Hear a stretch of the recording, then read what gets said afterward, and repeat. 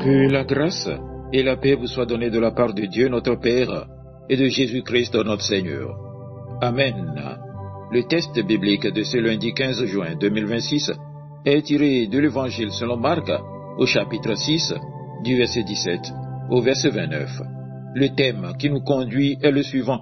Sois prudent dans tes prises de décision et dans tes promesses.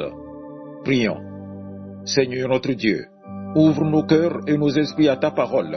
Que ton Esprit Saint nous éclaire afin que nous comprenions ta volonté et que nous mettions en pratique ce que nous allons entendre. Au nom de Jésus-Christ. Amen. Marc chapitre 6, du verset 17 au verset 29.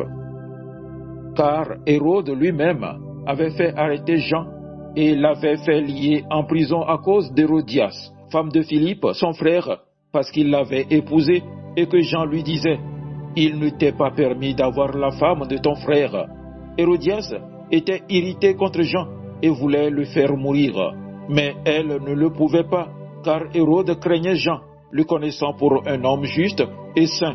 Il le protégeait et, après l'avoir entendu, il était souvent perplexe et l'écoutait avec plaisir. Cependant, un jour propice arriva, lorsque Hérode, à l'anniversaire de sa naissance, donna un festin assez grand aux chefs militaires et aux principaux de la Galilée. La fille d'Hérodias entra dans la salle, elle dansa, et plut à Hérode et à ses convives. Le roi dit à la jeune fille, « Demande-moi ce que tu voudras, et je te le donnerai. » Il ajouta avec serment, « Ce que tu me demanderas, je te le donnerai, serait-ce la moitié de mon royaume. » Étant sortie, elle dit à sa mère, « Que demanderai-je » Et sa mère répondit, « La tête de Jean-Baptiste. » Elle s'empressa de rentrer aussitôt vers le roi et lui fit cette demande, « Je veux que tu me donnes à l'instant, sur un plat, la tête de Jean-Baptiste. » Le roi fut attristé, mais à cause de ses serments et des convives, il ne voulut pas refuser. Il envoya sur le champ un garde, avec ordre d'apporter la tête de Jean-Baptiste. Le garde alla décapiter Jean dans la prison et apporta la tête sur un plat. Il la donna à la jeune fille, et la jeune fille la donna à sa mère. Les disciples de Jean, ayant appris cela, vinrent prendre son corps et le mirent dans un sépulcre. Amen. Bien-aimés dans le Seigneur, le passage que nous venons de lire nous présente une histoire tragique, celle de la mort de Jean-Baptiste. Derrière ce récit se cache une leçon très importante pour notre vie quotidienne.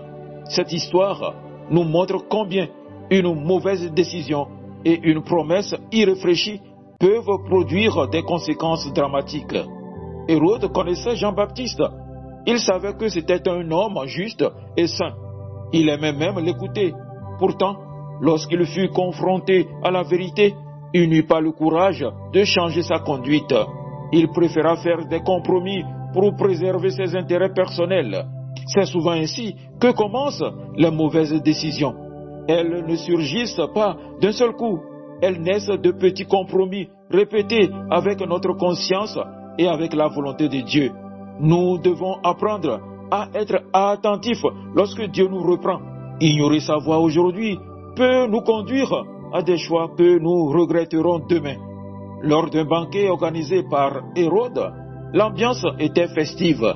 Devant ses invités, impressionnée par la danse de la jeune fille, elle fit une promesse démesurée. Elle lui donnerait tout ce qu'elle demanderait. À cet instant, il ne réfléchissait pas aux conséquences de ses paroles.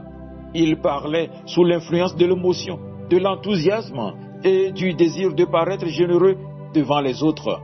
Combien de personnes aujourd'hui prennent des décisions lorsqu'elles sont en colère, découragées, excitées ou sous pression? Pourtant, les décisions les plus importantes méritent du temps, de la réflexion et de la prière.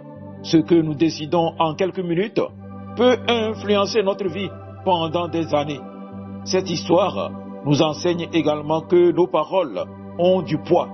Hérode a promis avant de réfléchir. Lorsque la demande de la fille fut révélée, il réalisa son erreur. Mais au lieu de reconnaître son imprudence, il choisit de maintenir sa promesse pour ne pas perdre la face devant ses invités.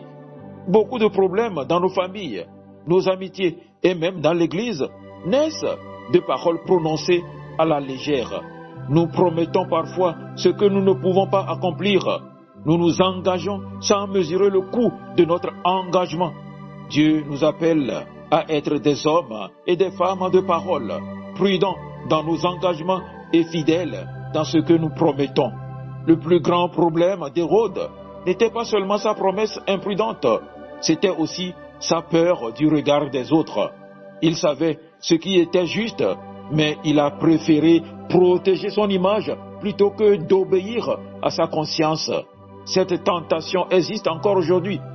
Nous pouvons être amenés à agir contre nos convictions pour être acceptés, admirés ou approuvés par les autres. Mais un véritable disciple de Christ cherche d'abord à plaire à Dieu. Il comprend qu'il vaut mieux perdre l'approbation des hommes que perdre sa paix intérieure et sa communion avec le Seigneur. Frères et sœurs, alors que nous commençons cette nouvelle semaine, la parole de Dieu nous invite à examiner notre conduite à la lumière de cet enseignement. Au cours des jours qui viennent, nous aurons à prendre des décisions, à répondre à des demandes, à faire des choix dans nos familles, sur nos lieux de travail, dans nos études ou dans notre service pour Dieu. Ne suivons pas l'exemple d'Hérode qui a agi sous la pression des circonstances et du regard des autres. Prenons plutôt le temps de réfléchir, de prier et de rechercher la sagesse du Seigneur avant de nous engager. Cette semaine, veillons sur nos paroles, que nos oui soient de véritables oui et que nos non soient de véritables non. Évitons les promesses faites sous l'effet de l'émotion ou du désir de plaire. Demandons à Dieu de nous aider à parler avec sagesse et à agir avec discernement. Si nous sommes confrontés à des pressions ou à des situations difficiles, souvenons-nous que notre priorité n'est pas de plaire aux hommes, mais d'honorer Dieu. Même lorsque le bon choix est difficile ou impopulaire, choisissons ce qui est juste. La bénédiction de Dieu accompagne toujours ceux qui marchent dans l'obéissance et dans la vérité. Que cette nouvelle semaine soit donc une semaine de sagesse dans nos décisions, de prudence dans nos paroles et de fidélité dans notre marche avec Dieu. Que chacune de nos actions reflète le caractère de Jésus-Christ et témoigne de notre confiance en sa direction. Retenons ceci, une décision réfléchie peut éviter beaucoup de regrets, une parole maîtrisée peut préserver beaucoup de bénédictions et une vie conduite selon la sagesse de Dieu produit toujours de bons fruits. Amen. Paisible journée à vous tous.